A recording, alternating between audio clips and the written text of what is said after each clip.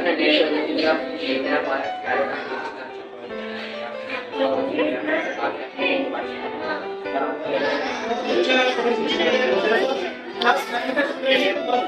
हम सब ये कुछ अच्छा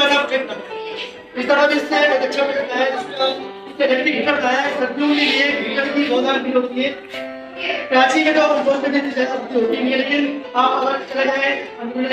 चले जाए वहाँ पे लोग घर के अंदर हीटर डाल यूज करते हैं तो हीटर बहुत आज लाइट के लिए ढूंढिए क्योंकि वहाँ का टेम्परेचर बहुत ज़्यादा लो होता है और कोई हाई होता है उसको यूज करना होता है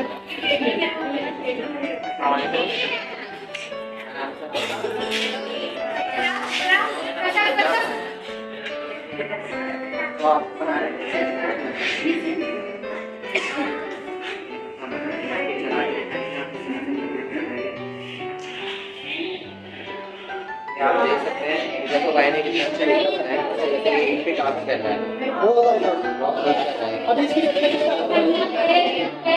तकरीबन ये 30 बच्चों को जो करते हैं इससे तो लिया करते हैं